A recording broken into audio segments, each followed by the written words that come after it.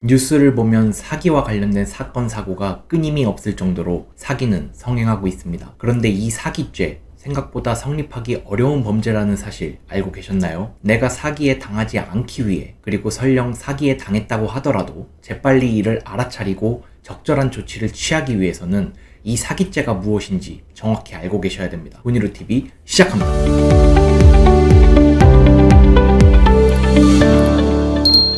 안녕하세요. 훈이루TV의 김기훈 변호사입니다. 자, 오늘은 사기죄에 대해서 좀 설명을 드릴까 하는데요. 우리나라는 사기공화국이라고 불릴 정도로 정말 사기가 많죠. 그래서 항상 자나깨나 사기 조심을 하셔야 됩니다. 특히 이제 돈 거래나 투자, 사업과 관련된 것은 무조건입니다. 무조건 내가 사기당하는 것은 아닌지 반드시 체크하시고 대비하셔야 됩니다. 대비해서 나쁠 것이 없기 때문에 꼭 주의하시고 의심하셔야 합니다. 그렇다고 이제 모든 것이 사기죄에 해당하지는 않거든요. 특히 이제 약속을 지키지 않았으니까 사기에 해당한다 라고 말씀하시는 분이 많은데, 약속을 지키지 않았다, 법률적으로 설명을 드리자면 채무를 이행하지 않았다, 이런 채무 불이행은 기본적으로 민사 문제에 해당하는 것이지 사기죄, 형사적인 부분이기 때문에 법이 규정한 요건에 충족해야 사기죄에 해당하는 것이기 때문에 무조건 약속을 지키지 않았다고 해서 사기죄에 해당하지는 않습니다. 이 부분을 일반적으로 가장 많이 오해하시는 것 같아요. 그래서 채무불이행이 있으면 곧바로 언급되는 부분이 이거 사기죄 아닙니까? 라고 말씀을 하시는데, 생각보다 사기죄가 성립하기가 어려운 범죄에 해당합니다. 그래서 도대체 사기죄가 언제 성립하는 것이냐, 이제 정말 간단하게 말씀을 드리자면, 첫 번째로는 거짓말을 해야 되고,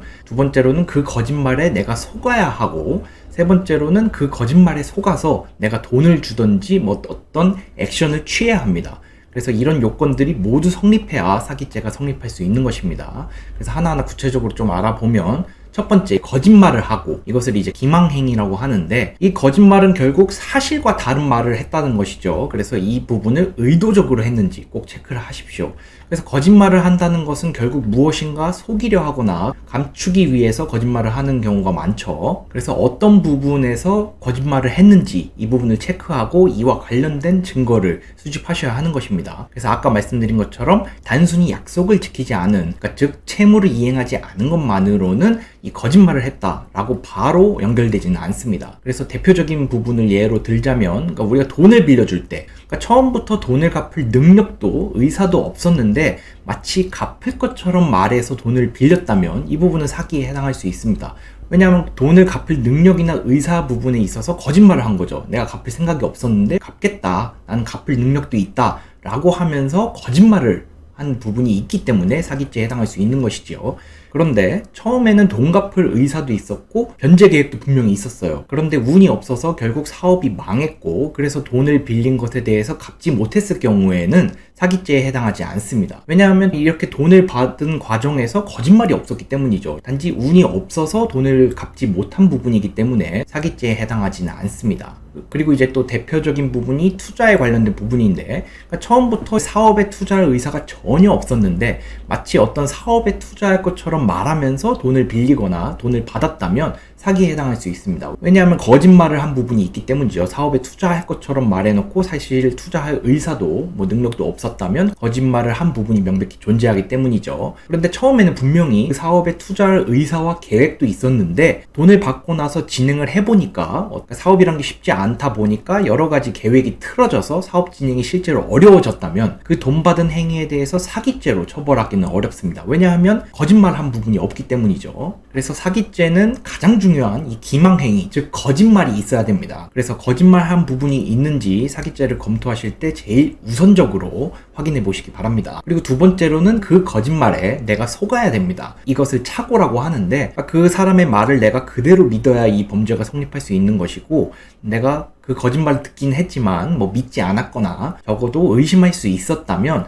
물론 이제 사기죄는 사기 미수에 대해서도 처벌을 합니다. 하지만 사기죄 기수에는 성립하기 어려울 수 있습니다. 그래서 이제 말씀드리고 싶은 부분이 이 허위 과장 광고 부분인데, 이 허위 과장 광고는 어느 정도 사회 상규에 비춰서 용인하는 것이 판례의 입장입니다. 그래서 이제 역세권이다, 역에서 5분 거리밖에 안 된다라고 했는데, 측정해 보니까 우사인 볼트가 100m 가는 기준으로 5분을 뛰는 그런 말도 안 되는, 그렇게 따지면 서울에 있는 집 상당수가 대부분이 역세권에 해당하죠. 그런 광고들이 많이 있는데 어느 정도는 용인이 된다. 왜냐하면 내가 충분히 의심할 수 있었기 때문에 그것만으로 내가 착오에 이르렀다고 보기는 어렵다.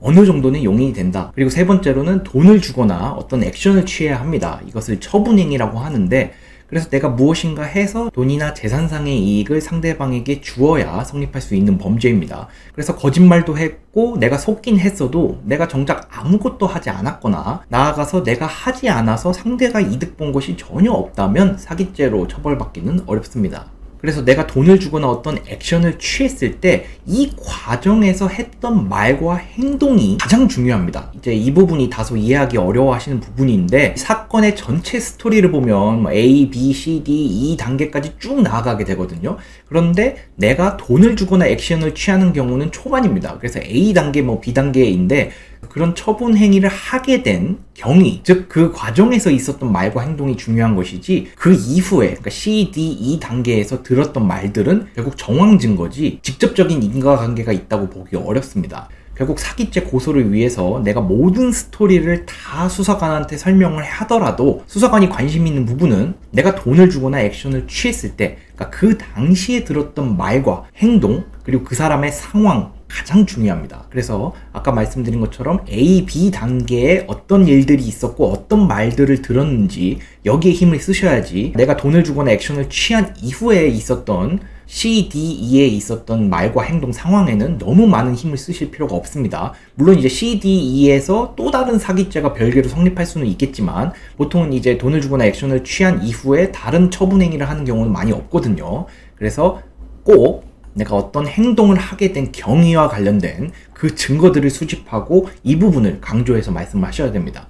이 고소에 있어서 가장 중요한 증거들은 그 당시 작성했었던 계약서, 그 당시에 오고 간 말들이 녹취된 녹취록, 그리고 그 당시에 오고 간 문자, 그 당시 내용을 들었던 증인 등이 가장 중요한 것입니다. 그런데 사기죄가 이제 성립되기 어려운 이유 중에 하나가, 그러니까 내가 이렇게 돈을 주거나 액션을 취했을 때는 서로 기분이 좋은 상황입니다. 서로 이제 으쌰으쌰 해서 잘 해보자 라는 분위기라서 계약서, 녹취록, 문자, 증인 등에 대해서 이것이 중요하다는 걸 알면서도 그냥 설마 그러겠어 라고 넘어가는 경우가 너무 많습니다. 그래서 나중에 일이 터지고 나서 이런 것들이 있냐고 제가 물어보면 없는 경우가 너무 많습니다. 근데 이런 것들과 관련된 증거들이 하나도 없는 경우에는 결국 사기죄 고소가 인정되기가 어렵거든요. 그래서 제가 다른 영상에서도 반복해서 말씀을 드리지만, 돈을 주거나 투자하거나 어떤 액션을 취할 때는 반드시 계약서를 작성하셔야 되고, 이런 것들을 하기 전에는 분명히 서로 오고 가는 말들이 많을 겁니다. 바로 돈을 주거나 투자하지는 않거든요. 그래서 그런 내용들은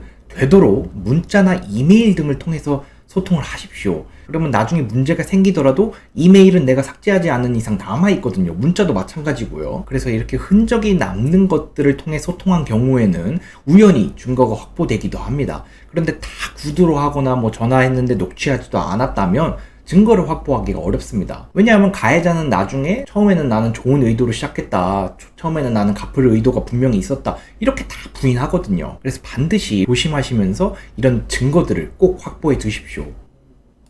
자, 오늘은 이렇게 사기죄가 성립하기 위해서 어떠한 점이 중요한지 설명을 드렸는데요. 사기죄의 가장 중요한 부분인 기망행위, 즉 거짓말을 했는지 부분은 돈을 주시거나 어떤 액션을 취하실 때 상대방으로 하여금 계약서도 작성하고 문자나 이메일 등으로 소통함으로써 많은 증거들을 반드시 확보해 두시기 바랍니다.